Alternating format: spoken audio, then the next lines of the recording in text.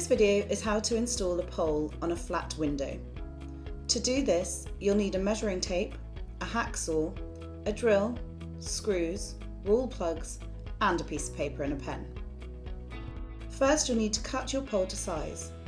Make a mark with a pen where the pole needs cutting and wrap tape around the inside edge of the mark. Carefully cut the end off with a hacksaw. To install the brackets, mark the installation height of your curtains, including how much stack back you added to your measurements. Next, hold the bracket to the wall and line the top hole of your bracket with the mark you just made. Using the bracket, mark your drill holes. Carefully drill your holes and fill them with a rawl plug.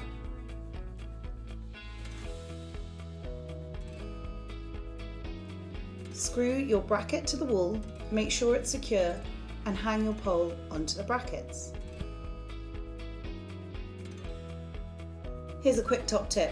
When adding the curtain rings, make sure one is on the outside edge of the bracket. This means your curtains will cover the bracket when hung. Screw the finial onto either end of the pole.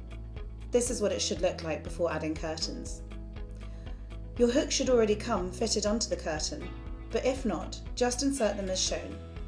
On a double pleat heading, make sure the hook is behind each pleat.